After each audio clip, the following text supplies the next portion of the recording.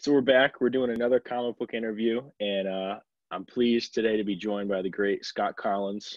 Scott is known for his work on Flash with Geoff Johns. He's done some stuff for Marvel, and he currently just did the miniseries. It is a miniseries, King Shark, right? Correct. And yep, his most recent DC work has been King Shark. Scott, thanks for coming on, man. Really appreciate it. Absolutely. Thank you, Drew. So let's just start off real quick. How did you get into art? Were you an art kid at a young age, or is this something that you got into high school? Where did it begin, man? Yeah, I did start as a young kid. As far as I remember, actually, it was, I don't remember so much before this age, but around, I don't know, 5, 6, somewhere around there, is when I discovered comic books. And as soon as I was reading them, for whatever reason, it immediately made me want to draw my own characters, the characters I was buying the comic books of, all that stuff. So I've been drawing since, yeah, somewhere around age 6 or whatever. But then it didn't become, any sort of serious educational thing until around junior high. I met a local comic book artist in my town, actually through my paper route at the time. Yeah. And yeah, then through till about high school time, I studied under him. His name was Dennis Jensen. And as the funny fates would have it, although I would have never guessed this at the time, he was an inker on the Flash during the Really? time when I knew him. Yep. Wow. He was inking Carmine Infantino, some of Carmine's last stuff on the Flash. Really? Wow. Yep. That's interesting. Yeah, amazing kind of twist or complete circle turnaround stuff. So I started on him for years, and then tried the college thing after that to get an art degree, but I didn't get along well with my hometown college and their art program, because this was back many years ago, so there was really no acceptance of anything related to even commercial art, let alone comic books. My high school art teacher didn't understand it. The university didn't understand it. So I tried a year about that, which didn't work, which then led to the Kubert School.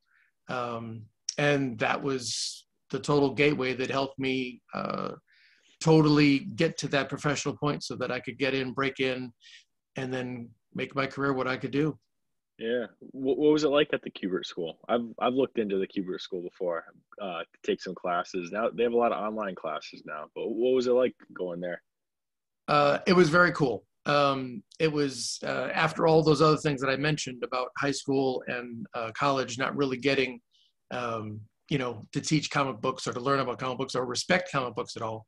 Kubert School was like Mecca. It was all about comic books. Everybody who Right. went there was all about comic books. I mean, there was a faction at that time where you would split off between comic books or animation. You would like choose a major after your first year. But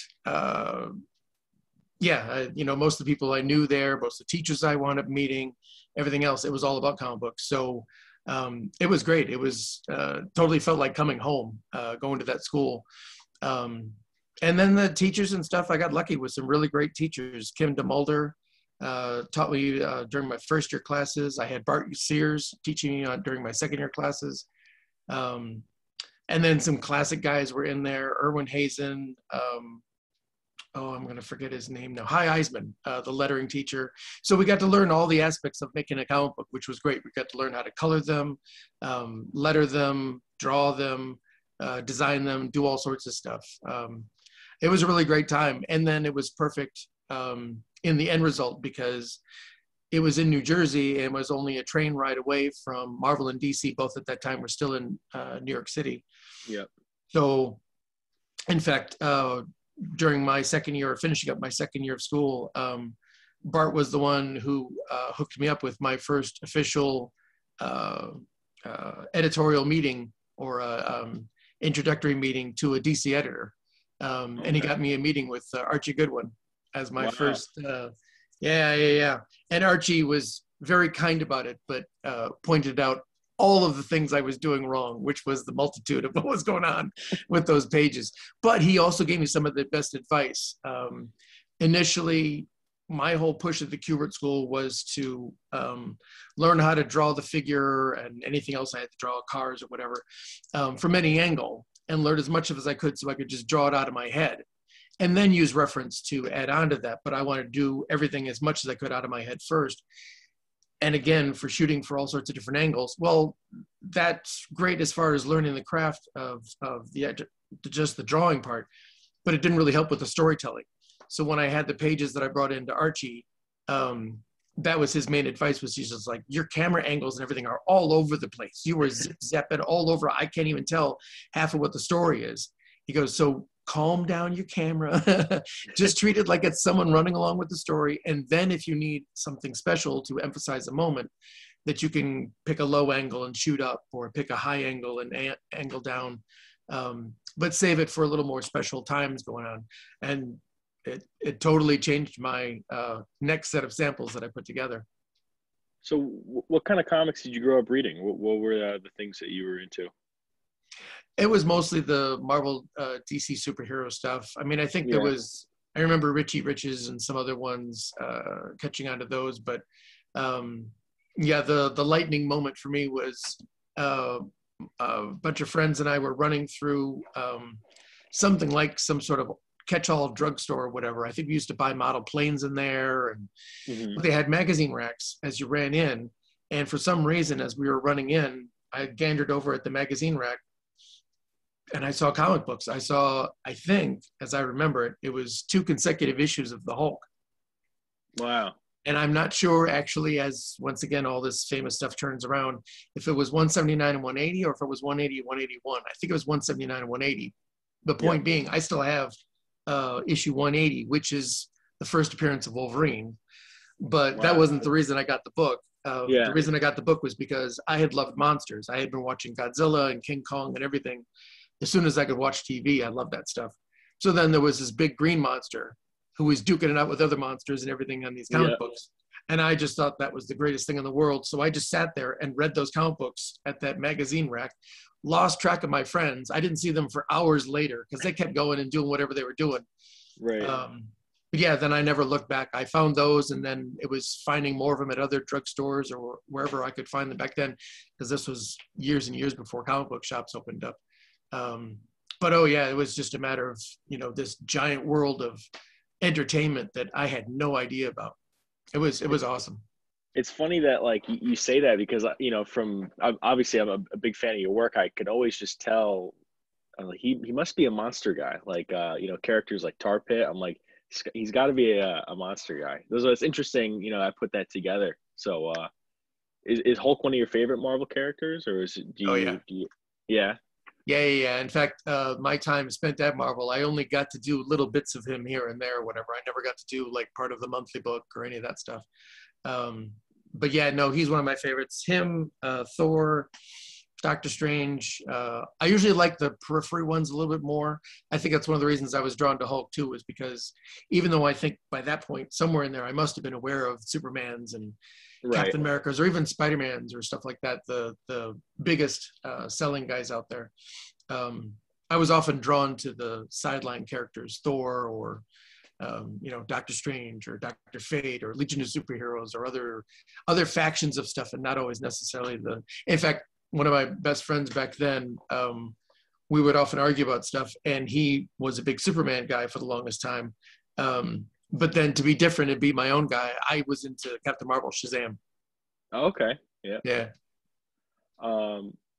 Yeah. I didn't even know you'd had any Marvel work until you know, the last couple of years. I always just known you as, you know, Flash, and I remember, you know, when Blue Beetle came back, I'm like, oh, Scott Kolins. Oh, you know, I love his Flash. So I checked out Blue Beetle, and then I was like, when I saw on your Instagram you posted a lot of Marvel stuff, I'm like, I didn't even know Scott did any Marvel work.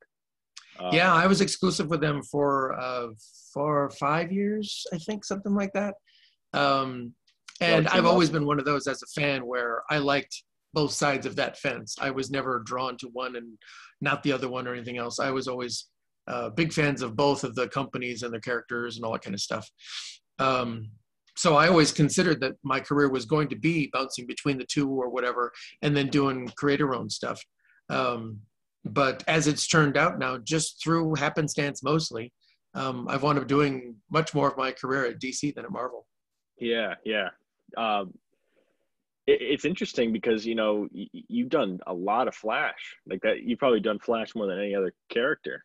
Yeah, Um, I think so definitely by this point I have. In fact, I'm just signing on to do a short thing of another Flash story. It's not going to be directly comic books. It's going to be outside of that, related to toys. It's going to be a comic okay, book that's going to be sent off to toys. I don't know all the details, but yeah, I okay, mean, eh, I would have never guessed that that would have been my linchpin now little character or part of the universe that I'm right, known for. yeah, But I'm thrilled and thankful to have it as a guy who's been around the block a few times now. And uh, when you're not 25 year anymore, the editors don't always think of you first for the next job. But I get lucky enough half the time now with Flash stuff that pops up. They think of me, which is great. I always have a yeah, good time. awesome.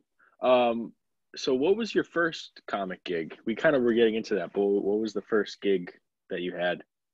It's a little bit convoluted. So after my second year of school, this was when Valiant Comics was starting, with Jim Shooter and Bob Layton, and their company.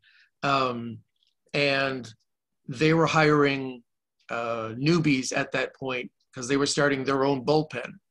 Hmm. And I knew a couple of my fellow students were getting hired there. And then they reached out to me and said, hey, they're still looking for more people. I think they got in through one of their teachers. Like I got that interview with Archie Goodwin through Bart Sears. I think the guys I knew because of their teacher got an interview up at Valiant. And then they reached out to me and said, hey, they're looking for some more guys, including some penciler guys. Do you want us to put your name in? And I said, of course, absolutely. And I interviewed with Jim Shooter and Bob Layton, and I got in, and I lasted about a month, where I really tried to fit into the parameters of what they really needed and how they needed their books to look and all that kind of stuff. But it just wasn't working. Um, uh, and that's okay. I mean, that happens. I was very frustrated at the time. But I haven't seen Jim so much since, but I've seen Bob Layton for years now at conventions since that time. And we're Right. best of buddies. He's a good guy. And in fact, because of that month's time, and even though it didn't work, both those guys were still really good about it. Jim got me a job at a DC Comics at that time. He had a connection to a guy. So that's my first published work as far as mainstream goes. I did something that was called the Jaguar Annual. Okay. This was for Impact Comics. So it was when a brief time when DC Comics had the license to do a bunch of Archie superheroes. Hmm. They had their own little line. One of them was called the Jaguar. So I did the annual for that. That's my first published work as far as that goes. And then Bob Layton had gotten me an interview with John Romita to see if they needed any more Romita Raiders, which were art corrections in-house in Marvel comic books. And I went and had the interview with John, and he's such a delightfully nice guy, and super talented, everything else. He said, sure, yeah, we need one more guy. The last guy, it's kind of almost an internship where Okay. between 6 months to a year or so, you're kind of expected to move on. You just do this for a short while, and then you move on to the freelance gig or whatever you're going to do. There's many of other Romita Raiders that have gone on and become famous. The first one, the biggest name I think that comes to mind was Kevin McGuire. Oh yeah. Okay. I Was a didn't even know he Romita was. Raider before his Justice League and stuff like that. Yeah. Wow. Anyway, so I became a Raider. Did that for about 6-7 months maybe, and then started freelance work. Because the great thing being up there is not only getting part of that professionalism of doing those art corrections and seeing what's needed, but I got to go in 9 to 5 to the Marvel offices every day, Monday through Friday, which meant I could also visit all the editors down the row and keep handing on, talking to them, Yeah. giving them samples, all that stuff. Now, what year was this when you started? The Valiant job started in 1991.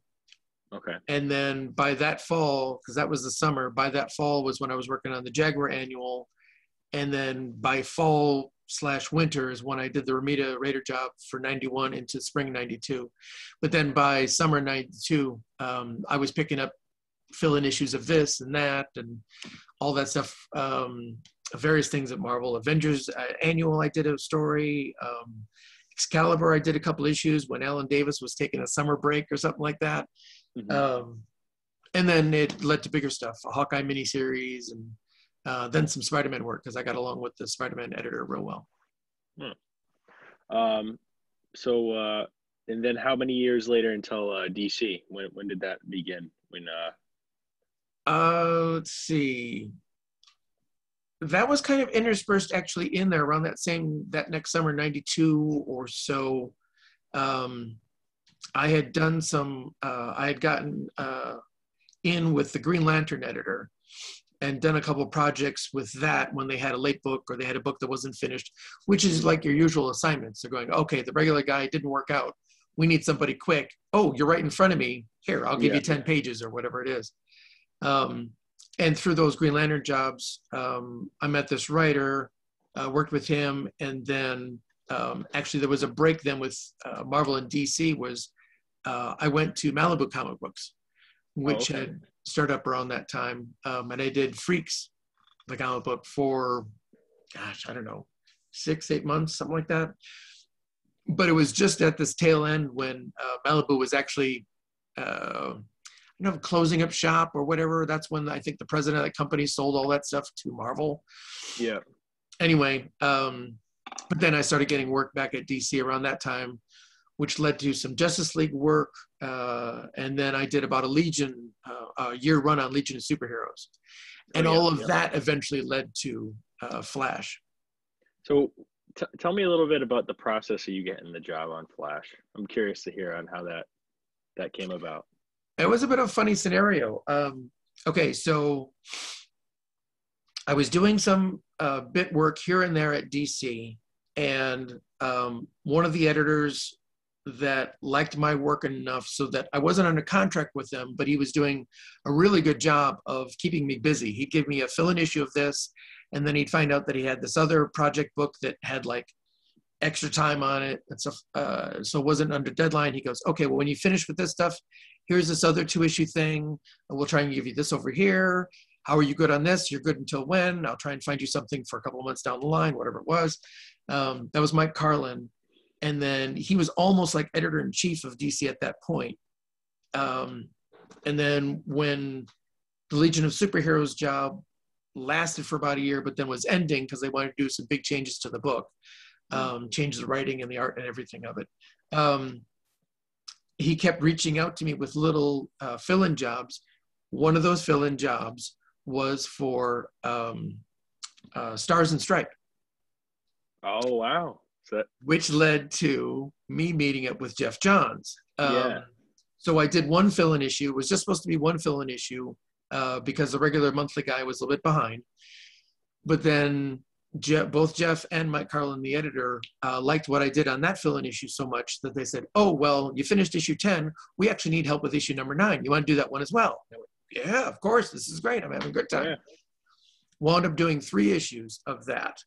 And then just as that was wrapping up, Geoff and I were talking about, because now we had met at San Diego and actually saw each other face to face and talked about things and what we wanted to do and whatnot.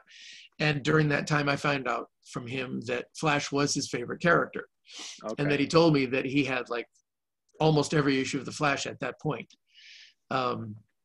So then we talked about what we could do. We were putting in proposals at DC for all sorts of stuff. I think Captain Marvel, Hawkman, I remember we had a pitch.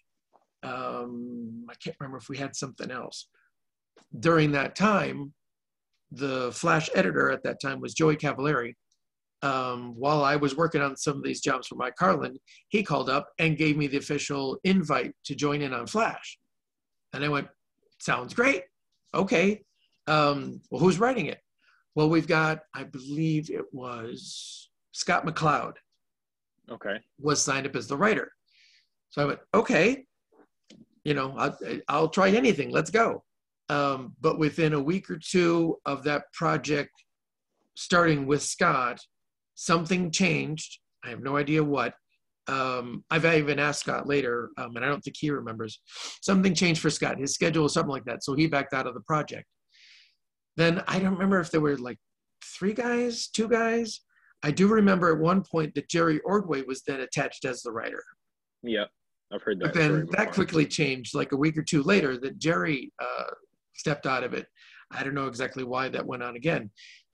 But the funny point being that at that point, and I'd worked with the Flash editor before, Joey Cavalieri, a bunch of different times.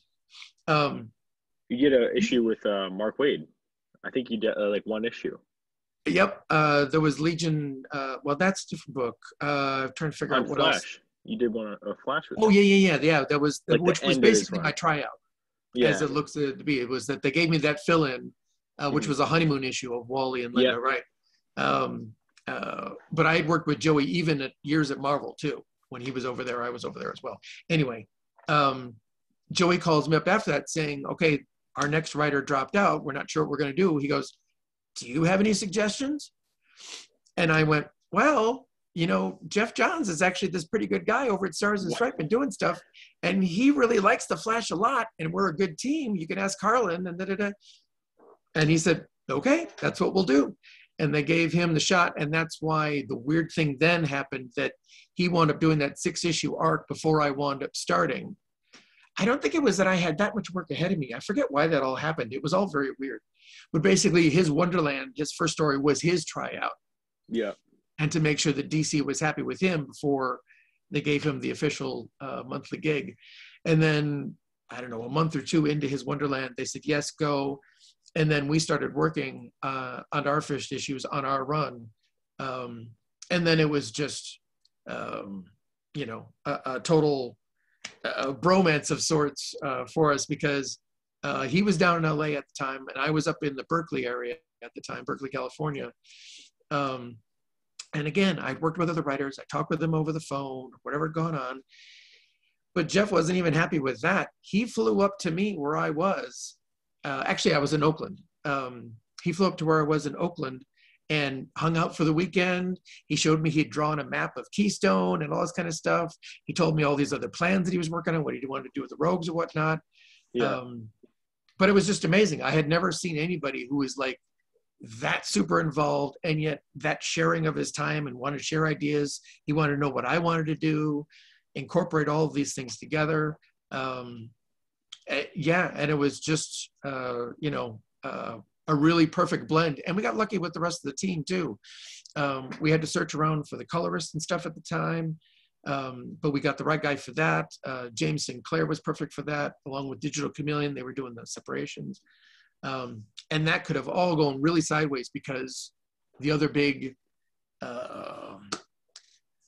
karmic moment for all of this was that, I don't know if you remember, but that fill-in issue that I did first of Wally's Honeymoon, I drew in kind of like my classic style at that time, which was much more in the vein of Alan Davis and Michael Golden, and it had shadows and rendering and all those kind of things. Yeah. So when I got the Flash gig, and Mike Carlin was pretty much editor-in-chief, I called him up and I said, what do you want from me to do on this book? What is it DC needs from me? And he goes, I need you to make it the Scott Kolins Flash book that we haven't seen. Make it your own. And I went, oh, how am I going to do that? But I had been working on sketchbooks of this open line style with no shadows. And I had shown it to my friends on different times, and I was always getting positive feedback. So I thought, okay, let's roll the dice and see how it goes. I did not tell DC I was doing this at the time. And in fact, I didn't even hand in a normal set of like 6 pages or 5 pages or anything like that, which would have been about a week's worth of work at that time. I think I waited like 2 weeks to make sure I was happy with how these pages were going, about half a book. I sent them in and then like crossed my fingers, held my breath, waiting to see if they were going to like go, what is this? No, don't do that. No, editor was like freaking out happy. He made all sorts of impossible allusions, saying that this was like groundbreaking for me, and it was like Walt Simonson on his time for Thor, and how he changed the book and this and that. All very nice things. Now, thankfully, again, everything worked out great. We got the right color team, all this other stuff. We had a great letter on that book. And then me and Geoff really in sync with how we were going to produce that book. It was just the stars aligned. It was awesome. Yeah, man. Oh, and you had a couple of characters that you designed in that run too. Like the one I always point out, that's one of my favorite characters that you helped co-create was Tar Pit. Like just a good addition. Peekaboo, Hunter Zolomon, of course, Zoom.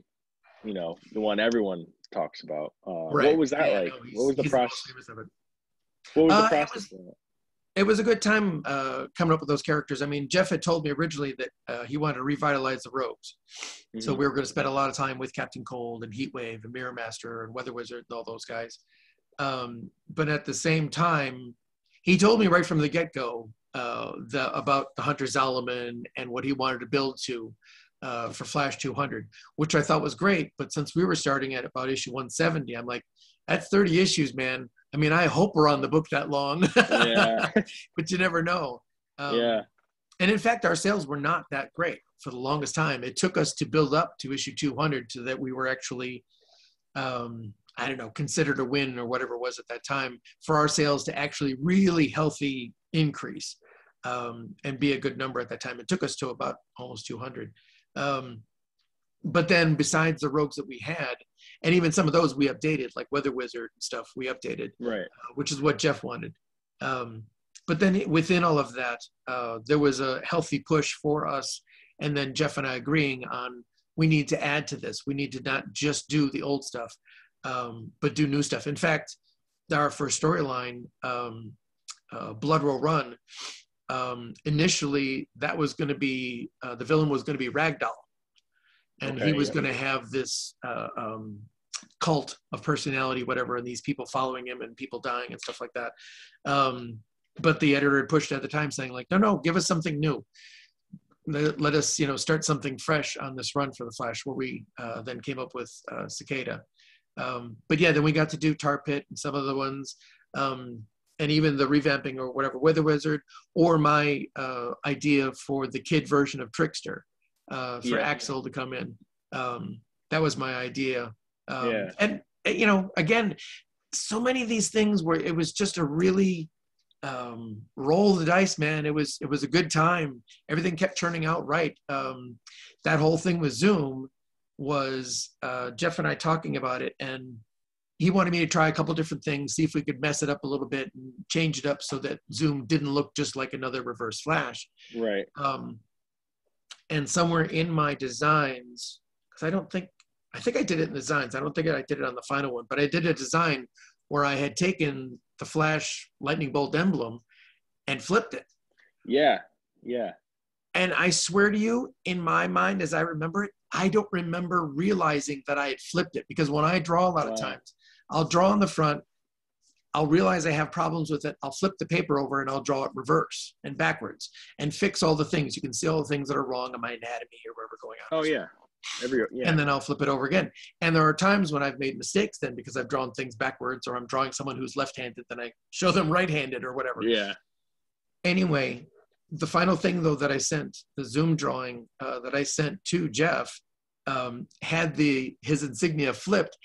And Geoff lost his mind. He called me immediately. He's like, "Oh my God, that's the best thing ever. This is so amazing. You're a genius." And I'm like, "What did I do? What happened?" Wow.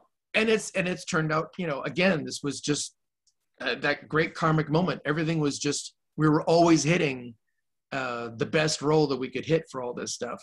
So it was all just working. And yeah, I mean, I think it's pretty cool that at this point, ever since then, everybody's drawn the Reverse Flash symbol reversed at this point. Yeah. On TV, in the comic books and everything else, it's always flipped now, which, hey, I made a mark. I'm honestly, I forgot that was your contribution, and it blows my mind that no one did that before. You know what I mean? It just seems like one of those things, like, why didn't they originally do that, Yeah. I don't know. See, it was one of those things, again, with our, great meeting of the minds for that, was that Geoff was a huge Flash fan, right? This was his Right. favorite character ever. He had every book. I liked the Flash, and I had liked Kid Flash, Wally West, when he was in the Teen Titans with Marv Wolfman and George Perez and all that stuff going on. But I couldn't count myself as being the biggest Flash fan in the world. I thought he was a good character. And I've certainly learned to appreciate him a whole lot more all these years I've worked on him now. But it was a little bit of that push and pull, that yin and yang kind of thing between us, of him being this huge fan of stuff and me being a little bit of the outsider going like, well, we could do this. We could try this that's different and not do the same thing. And it was that push and pull, I think, that helped us to create the best Flash that we could at that time. Yeah. Wow. Man, like everyone that I know that's a big Flash fan always talks about your Captain Cold. Like you draw probably the best Captain Cold. And I was telling you before we started recording, you drew me a Captain Cold 3 years ago. Love it. Like, I don't know what it is, man. Like, and that Flash 750, you came back with Geoff to do a story in that. Yeah, we did a little story beer run. Yeah. What was that? That I love that. What was that like? That was great. That was really cool. That actually was almost like a spin-off idea in that we hadn't done anything of the Rogues between he and I since Rogues Revenge. And we talked about doing stuff for years off and on during then, but he got invited to issue 750. So he said, of course, he wanted to do it with me. And then we were trying to figure out what we wanted to do within there. And then we decided on Cold and doing that. And it was just fun because it was, again, we don't necessarily always want to just do something that's stepping backward and doing something we've already done. That's why we like Rogues Revenge, in that originally Rogues Revenge had Wally West in it. He was a full part of that show, that story. But then editorial things changed and we were left only with the Rogues. And that project was almost canceled at like the last minute. Really? Yeah. But then Geoff, being the consummate professional he is, he said, hang on, there's some problems right now. The project might end. Let me try and fix this. Let me call you back. And within an hour, he'd fixed it. He'd gotten reapproved through editorial, and we were gone gangbusters again, doing it on the book. And actually, I think the book became better with all of those changes that we had to make to it. But Geoff and I really liked Rogues Revenge for that fact that it became a good forward step in us doing the Flash universe stuff. It wasn't just drawing Wally West again. It wasn't drawing or dealing with the story linchpin points of Wally and Linda and those kind of things we'd already done. We're trying not to repeat ourselves necessarily if we can help it. So Rogues Revenge was really pushed forward. This one had some of that as well with the beer run story for Cold, where we were stepping back and doing a lot of similar things that we had done before. But then there was still the push of like, how can we push it farther? How can we move it along? And just seeing Cold on his own, and then being just skirting that line between the good guy and bad guy that he is, that he's like, he's out there and he's not going to take shit from anybody, but at the same time, he's not going to save the kid down the street or something like that. If they lose their balloon, he's going to laugh and say, you lost your balloon, kid. Ha ha ha. It's that great line that we got to run with it. And then I got to play with little things visually, but still go back to that world that we created, which was fun. Similar with Citizen Cold, that I got to work on that stuff, was revisiting a lot of things, but at the same time, since Citizen Cold was in an actual different universe than the DC universe, how could I spin it? How could I turn it and make it a unique story? Yeah. Oh, the thing I loved about the beer run story is it, like you said, it's almost like a continuation. It's like, let's go back and let's tell this story as if it's, we're still in that world, because that beer run story was almost actually a warm up in some ways, because Geoff and I had so much fun working on that little story that Geoff even put a proposal together. We had a proposal for a Cold monthly book that we put in for them. Wow. We were going to try and do a monthly Cold book, which was going to be a whole lot of fun. But it wasn't in the cards at the time. And this was when there were, I think, a lot of changes happening at DC. This was around the time that Dan DiDio wound up leaving the company and different people come in. It's been bought out once or twice since that time. Right. So yeah, it didn't wind up happening. But okay, that's how it goes. Now, do you still talk to Geoff? Are you still in contact with him? Oh yeah, yeah. After that, if we done beer run, I don't know, like 6 months later, a year later. Um, More recently, we had done a Black Hammer one shot. Uh, um, that was Cabin of Horrors. I forget what it's called. Um, oh shoot, I'm not going to think of the guy's name. This writer has a book for Black Hammer. I haven't really got to work with him, but he wanted to do some stuff that was expanding upon his Black Hammer universe of sort of a little bit twisted or odd, different take on superheroes. Yeah. And Geoff gets along with him really well. So he was invited to write one of these horror stories. And then Geoff invited me along. So we did a 22-page or 24-page story of this, which was, there was axe murderers in here, and people that were, kidnapping children and all sorts of craziness in there. But it was fun, and it was almost in like beer run or whatnot. It was very street level kind of craziness. Huh. Have you checked out Geiger, Geoff's image book? Yep. He told me about that ahead of time. I knew that was coming up. He told me what the story was going to be and stuff like that. I thought that was great. I think him and Gary Frank are such a beautiful marriage of the writer and artist team and everything. So I'm totally excited about that. And their next one, the Junkyard Joe. I think those are all going to be great books. I'd love to see you do a cover for Geiger or any of those, any of those characters. That'd be awesome. Someday it'll happen. Geoff checks in with me every once in a while. I check in with him, see how our schedule is, see what's going on. We want to do more together at some point, so we will. Yeah. I see you got a lot of comics behind you. Anything you flip through frequently back there, or is that a lot of that your own work, or? No. These are all the other stuff that I've collected. There's Cerebus up here. There's old Marvel DC Treasuries, the giant books up here. Yeah. Marvel DC.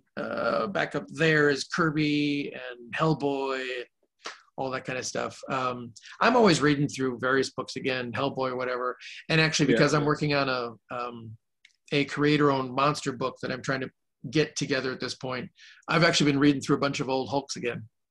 Oh, awesome. Is that a character you'd like to, do at some point, like, be like a monthly artist on? Yep. Would that be your dream if project? I can get that proposal in somewhere and get it to work, that would be so awesome. Yeah. Because I don't know why I didn't put the connection again, but, King Shark, you just did. That's another monster character, like. It is. Yeah, it's funny. And in fact, Tim Seeley, the writer on that book, he's the one who suggested me to the editor to get on there. And it wasn't even a matter of necessarily Hulk or anything else, or Gorilla Grodd or whatever that I'd drawn before. He mentioned me because of all the animal avatars and whatnot that were going to be in there. He saw my creator-owned book that I did do just a few years back called Adam Point 3, which was a sort of, it's supposed to be a Herculean Tarzan type of character, but it's a guy who could talk to animals, and he lives on an island and all kinds of stuff. So it's a little bit Tarzan-ish, but but I got to draw all the animals. I got to draw lions and elephants and all that stuff, and had a great time with it. I didn't even know you did any creator-owned. I'll have to check that out. Yeah, back in 2015, I did 2 creator-owned books. One I wrote and drew and colored was Adam Point 3, and the other one was at the same time I was working with Matt Kint, and we did a book called Pastaways, which was about some guys in the future that were set in the past. I think they were just supposed to be documenting some things of the past, like it was like a library research almost kind of thing. But they wind up getting stuck.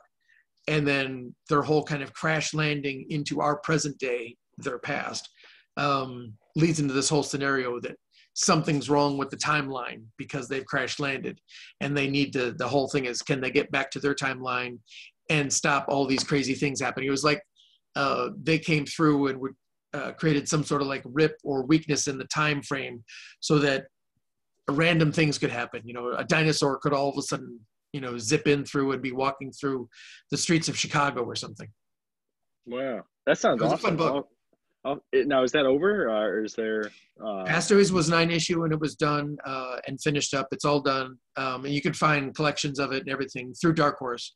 Adam Point 3 was a little different monster. Here, I didn't grab one of those. Hang on 1 second. Yep.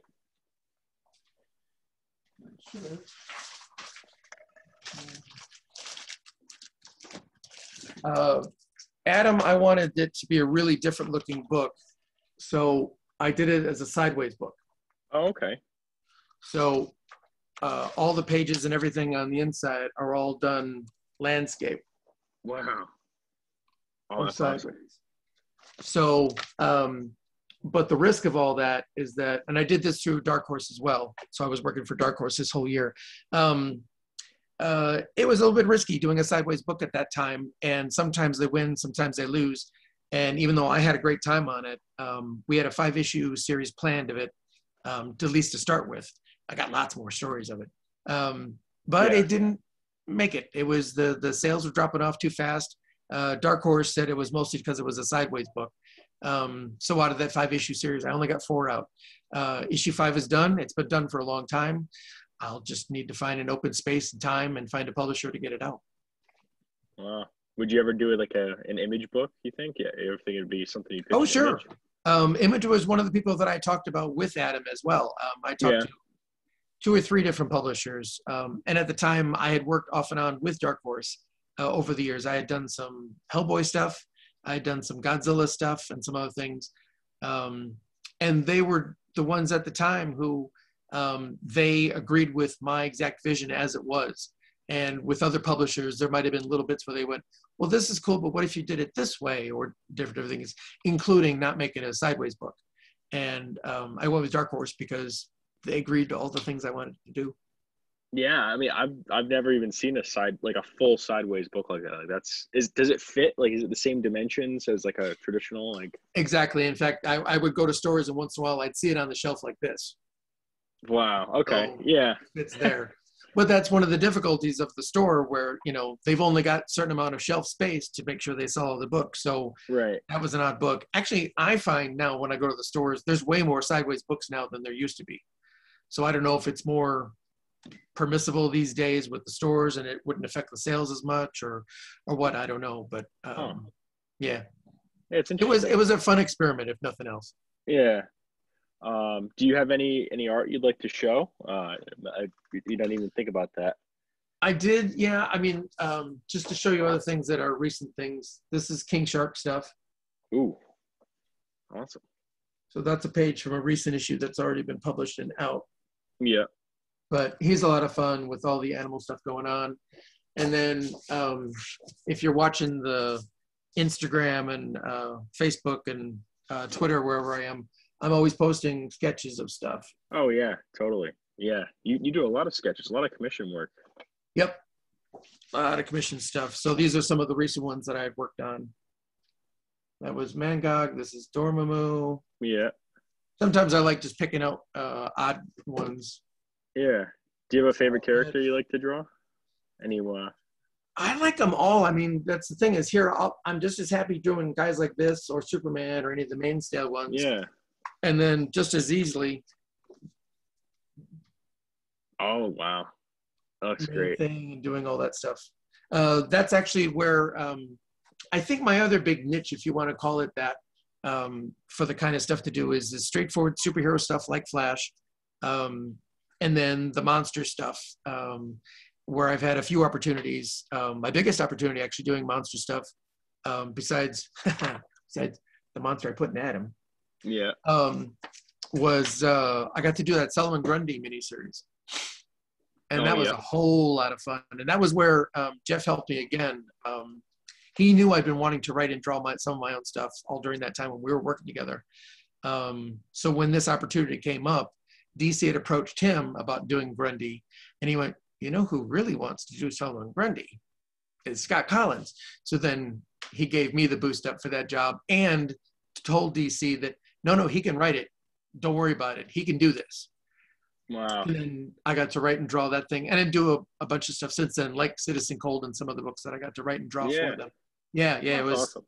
It was great. But monsters I'm at home with all that stuff. Yeah, I could tell. I could tell that you love that stuff. That's awesome. Yeah. Real quick, I meant to bring this up earlier. You revisited like Flash Blitz with Josh Williamson in that the story that brought back. It was a little bit after they brought back Hunter, but what was that like revisiting that story? It was fun on the most part. I mean, Joshua wanted to make sure that he was doing things within, like, you know, respectful to the work that we had done, but at the same time, you know, making his own story, using it in his own way. But one of the interesting bits that I remember actually dealing with it was that the first scenes when we were showing Hunter, the first scenes I was drawing, when I was drawing Hunter for Joshua in that time frame, and this would have been the Rebirth Flash stuff, was we wound up again recapping some of his origin again. And I went, oh, okay, well then if we're doing the origin, then I want to draw it the way that I drew that issue 197, which Geoff, by the way, when he did that issue, when he wrote that issue, he was really nervous about how that issue was going to look or how it was going to be represented. We didn't have the Flash in the whole issue. Wow. You know, it was all very different. There wasn't much superheroics going on throughout the whole thing until the very end, and we have him in costume and stuff. But anyway, when I was drawing this stuff for Joshua, I went, oh yeah, right, I'll look at the old stuff, right, okay, I did that. We do some of his origin scenes, so I'll kind of incorporate some of those same visuals again. And I tried to echo as much of that as I could while trying to keep it fresh looking. But the real funny part is that it felt good, but then they sent it off to the colorist, and they had found a different colorist at that point that I hadn't worked with at that point. I'm not going to remember his name. I'm so sorry. But anyway, they sent it off to him, and then they sent me some of the pages. They'll send me the pages when they're colored and say, hey, what do you think of this? Does this look good or whatever? Is there any problem that you see? And when they sent them to me, they went, this is kind of weird what he did. We're not sure. Let us know what you think about this. And I opened them up and looked at them. I went, that is different. What did he do? There's something. And it took me a second. And I went, oh, he did the same coloring system that we had done on 197. Yeah. And the colorist on 197 had done that monochromatic yellows and oranges kind of thing or whatever, so that the whole thing was, what the colorist was trying to do, which was great, was to make the comic book actually feel hot. Wow. And in fact, because that was that subtext for issue 197, was that, remember when he would grab some things or doing some things, everything was catching fire and everything was burning a little bit when Zoom didn't realize he was moving fast. Yeah.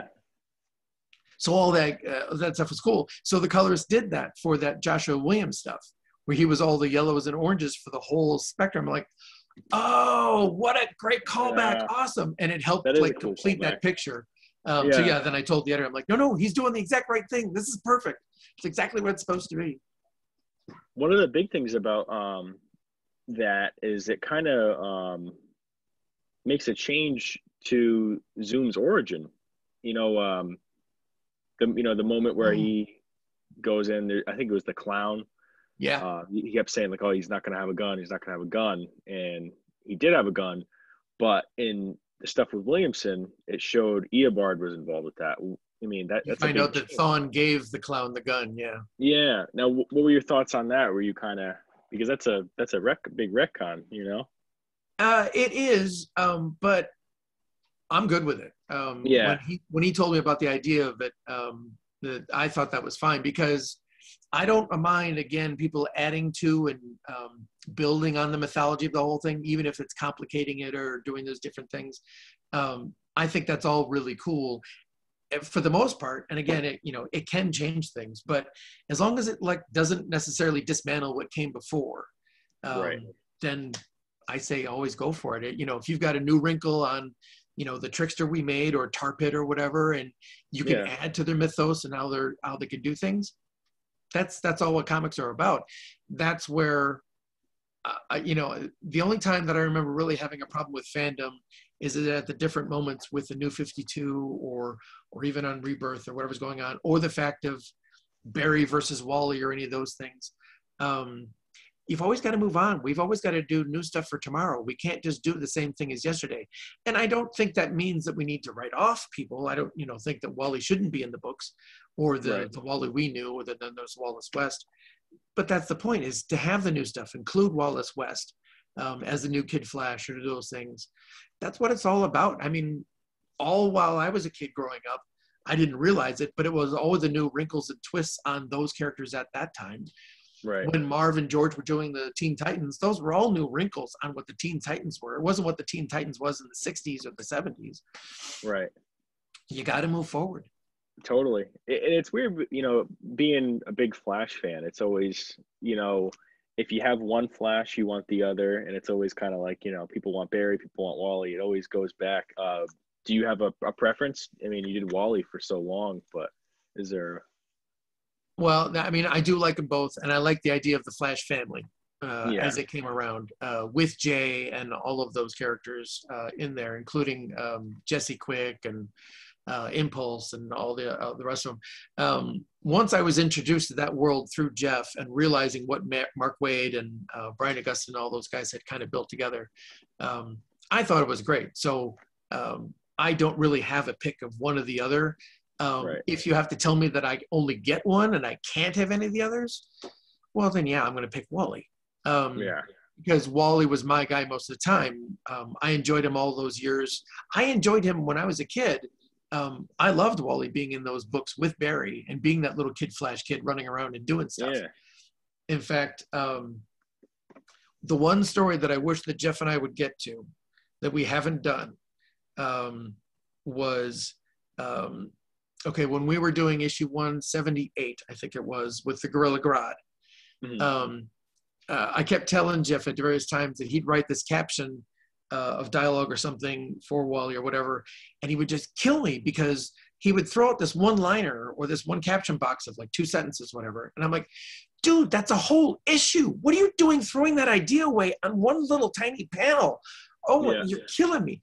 And in that Grodd issue, that was one of those where right as Wally is running up to see Grodd, before we, I think, get to the splash page where they face each other, Wally has one of those captions where he says, Geoff implies that there was this meeting years ago when Wally was a kid, that he would have run across Grodd sometime when Barry was dealing with him in some sort of fight or whatever, but that Wally as a kid would have met him first. Now, Barry met him as an adult, and they would be, hero and villain, whatever. And Wally would have met him as a kid, which I thought was a brilliant take on the whole thing. And he implied how scary then Grodd would always be then to Wally, because he would have had that first impression as a kid of this giant monstrous character. I'm like, we have to do a whole story arc about that. Are you kidding? That would be so awesome to see Wally West deal with Gorilla Grodd. It'd be so much fun. Yeah, I mean, it just adds so much to that, It's a shame, you guys have, maybe one day you guys will do it, but someday. Yeah. I'd love, for you and Geoff to do like a mini series together, even if that was the story, or, a rogue story. There's so many possibilities, Absolutely. But hey man, I'm gonna wrap this up, but it's been great, talking with you, and maybe we'll do this again sometime. We'll talk a little more. Cool. Thanks, man.